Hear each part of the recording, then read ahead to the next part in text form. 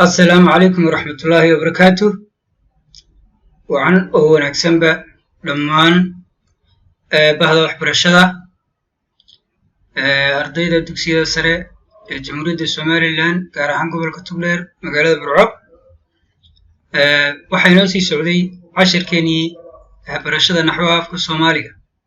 oo inoo marayay isugu keen dambeysay casharkii lixaad oo ka hadlayay dibgalayaasha iyo horgalayaasha naxwaha afka Soomaaliga waxa aynu ka soo gudubnay oo aynu bartanka kaga jirnay qaybtii koowaad ee dibgalayaasha oo aynu qaybtii hore ku soo dhignay dibgalayaasha iyo ya way qaybtan dibgalayaasha waxa la yiraahdaa dibgalayaasha da iyo ta way falka uu amarkiisa u dambeeyo shibane falka uu amarkiisa u dambeeyo shibane waxa raaca oo dibgale u noqda xarfaha iyo da iyo ta way waa xarfaha ama ereyada fal amarkiisa falalka kale maaha waa fal amarkooda ay u dambeeyaan shibane ee aanu u dambaynin shaqalaan u dambayn shaqaladu waxay ahaayeen a i o iyo u iyo shantoodii kale ee dhaadheeraa way intabankaasi inta aanay u dambayn ee kale ee shibanayaasha caadiga ah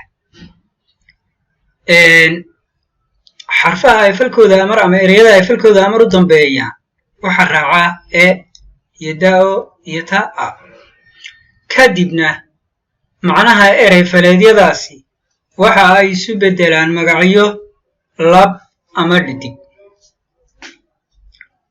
marka ay waxa weeye inta qaybahan raacaan ama saddexdan marka ay raacaan xarfahani ama dibgalayaashani waxa ay isu bedelaan lab ama dhidig macnaha marka la leeyahay waxay isu bedelaan kuwan unbaa labkoodana mid la raacinayaa dhedigoodana mid la raacinayaa oo qaadanaya bal tusaalayaasha aynu hoos ugu degno way halkan waxaa inoo yaalla falamar halkan waxaa inoo yaalla markuu labka ahaa xaggana waxaa inoo yaalla markuu labka dhediga isu bedelay wad waa falamar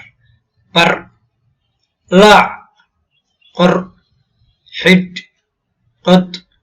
shid tun kor iyo xig way falamar bay noqdeen markaa ereyadani falamar bay ahaayeen markoodii hore ama asalkoodii hore falamar bay ahaayeen marka aynu ku daro dibgalayaashii aynu kor ku soo xusnay labka baynu raacinay marka aynu leenahay waa inuu u dambeeyo shibane shibana wada dambeeyo da ra ca ra da da na ra ga shaqalkii waxba kagama jiraan macnaha uma dambeeyaan way markuu labka noqday waxa uu noqday wade bare laace qore xidhe qode shide tume kore iyo xige way waxaan ku daray kaliya way labkii baa markaa qaatay haddaba dhadigu waa inuu ama da oo inoo qaataa ama ta oo a inoo qaataa way waddo wad bay ahayd markaasaa da oo lagu daray waddo barto way ta oo bay markaana qaadatay marka way laacdo qorto xidhato way qodato shiddo tunto korto iyo xigto marka dhadigaa laba qaadanaya oo kala duwanaanaya midna wuxuu qaadanayaa da iyo oo midna wuxuu qaadanayaa ta iyo oo waa hagaan dibgalayaasha qaabkii horena labaa u galay qaabkana 3 baa u galay oo labana ay dhadiga gashay midna uu labka galay way balaynu kasii gudubno haddaba way waxaynu haddaba ugu gudbaynaa qaybteena ugu dambaysa ee cutubkii naxwaha afka Soomaaliga uu kusoo gabagaboobayay marka aynu u eegno ama aynu tixraacayno dhiganaha sanad dugsiyeedka manhajka Jamhuuriyadda Soomaaliland ee dugsiyada sare way sifadooda maxay tahay ereygan laftirkiisu waxa weeye erey af carbeed maadaama uu yahay inaga af Soomaali waxa uu noqonayaa tibxo ama tibaaxo sifooyinku waxa ay noqonayaan tibaaxo ama tibxo way haddaba tibaaxdu maxay tahay ama tibaaxdu maxay tahay sifadu ama tibaaxdu waa erey tilmaameed la isugu sheego lagu caddeeyo ama la isugu sawiro shay kasta oo aynu aragno maqallo ama aynu dareeno shay kasta oo aynu maqallo aragno ama aynu dareeno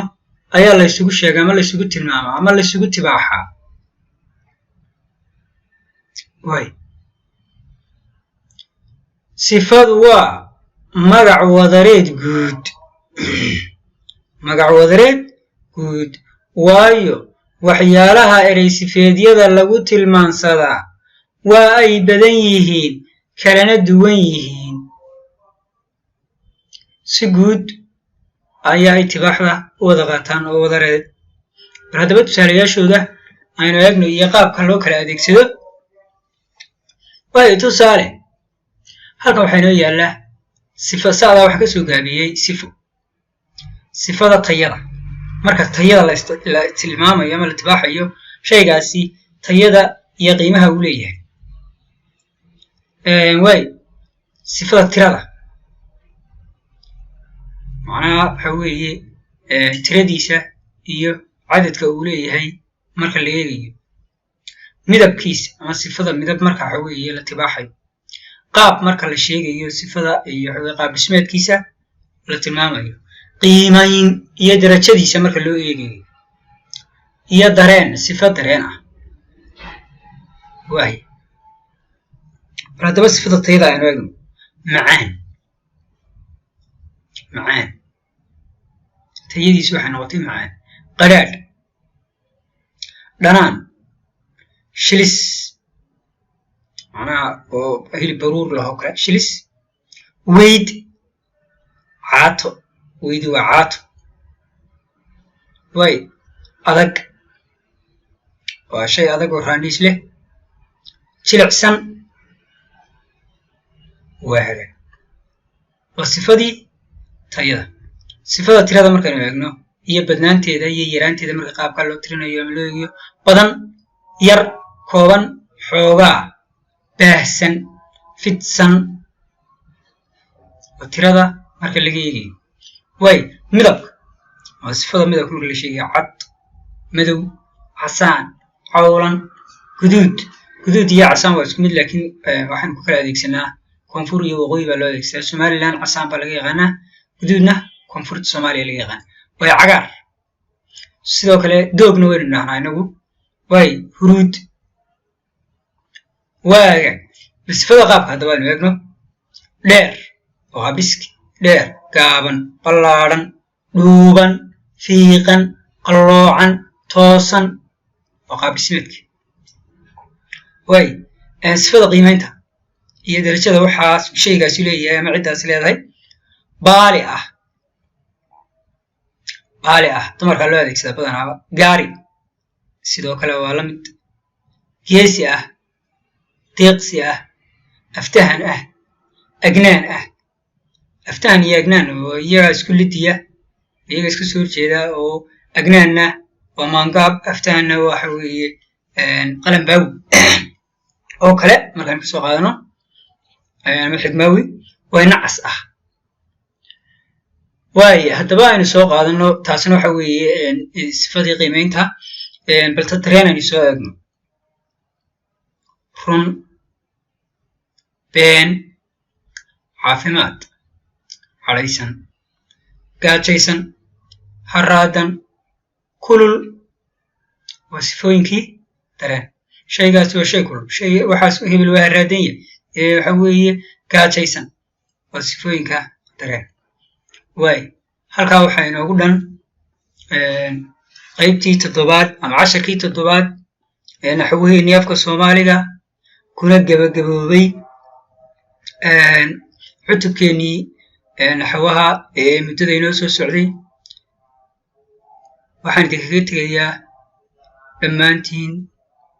salaanta islaamka asalaamu calaykum waraxmatullaahi wabarakaatu